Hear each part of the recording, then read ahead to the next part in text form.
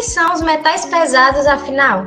Eles são elementos químicos que podem ser definidos por sua alta capacidade de reagirem com outras substâncias químicas e também por não poderem ser modificados ou destruídos. Isso faz com que eles sejam definidos como bioacumulativos. A contaminação por esses metais pesados normalmente ocorre devido ao descarte incorreto de resíduos contendo esse tipo de material, tanto por parte das indústrias quanto por parte do lixo urbano, com o descarte inadequado de pilhas, baterias, eletrônicos, lâmpadas, o que é um grande problema, né? Já que esses metais fazem bastante mal à saúde humana e também a outros organismos vivos.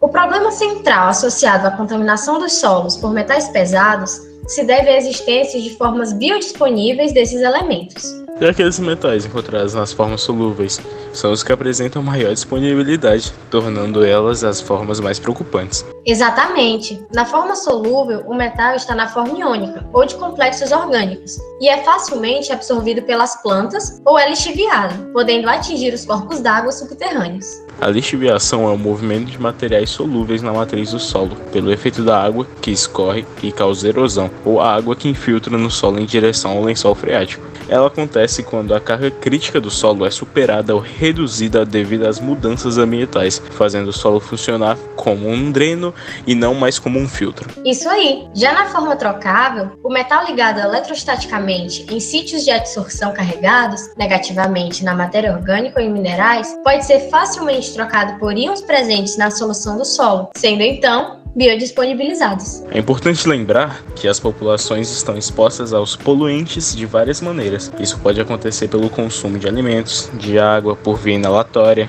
dérmica, etc. Com toda certeza, a contaminação por metais pesados no organismo humano causa grandes problemas. O cádmio, por exemplo, além de atingir órgãos vitais como rins e pulmões, é cancerígeno. O arsênio e o cromo podem causar bronquite ou asma. O mercúrio atinge o sistema digestivo, reprodutor e neurológico, além de causar corrosão na pele e outros sintomas gravíssimos e irreversíveis em alguns casos. Já o chumbo pode causar lesões renais e cerebrais, náuseas, tremores e até fraqueza. Comentando sobre isso, lembre das fontes de contaminações por esses metais. Elas incluem os fertilizantes inorgânicos e orgânicos, a calagem, lodo de esgoto, águas de irrigação e pesticidas. Fertilizantes fosfatados têm níveis variáveis de cádmio, cromo, níquel, chumbo e zinco em sua função das fontes. Por mais que os níveis de metais pesados no solo agrícola sejam muito pequenos, constante uso de fertilizantes de fosfato durante um longo período de tempo poderá ter acumulação perigosamente elevada de alguns destes metais. A toxicidade dos metais no solo depende da sua biodisponibilidade. O aumento das atividades antropogênicas associadas com a industrialização e atividades agrícolas, como mineração, metalúrgica, queima de combustíveis, deposição atmosférica, tratamento de resíduos, a aplicação a longo prazo de fertilizantes ou até mesmo irrigação com água residuária e o crescimento populacional são os principais fatores que contribuem em poluição em ambientes terrestres. A toxicidade de metal ou de seu composto no sistema biológico depende de diferentes fatores: a dose de metal, a toxicidade intrínseca, a capacidade vinculativa do metal, a especificidade do sistema biológico para o transporte do metal através de um órgão-alvo, a biotransformação de metal em formas derivadas e por vezes mais tóxicos, e a capacidade do organismo vivo para sequestrar ou secretar o metal e etc.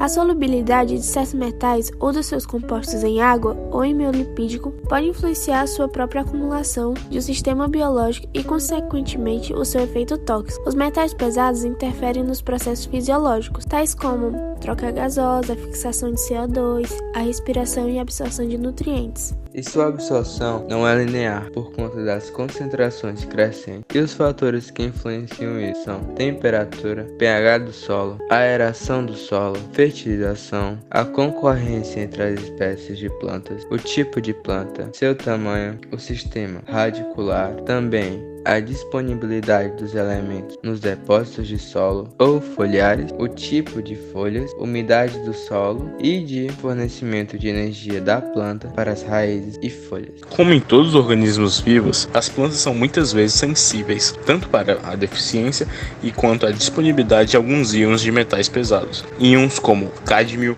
mercúrio, são fortemente tóxicos para as atividades metabólicas. Esse foi o podcast de hoje. Espero que tenham gostado e aprendido com as informações aqui passadas. O assunto é essencial porque nos lembra da importância do descarte correto de certos materiais, como pilhas, baterias e eletrônicos. Que possamos fazer bom uso dessas informações e assim preservar a saúde do solo, da natureza, dos animais e também uns dos outros.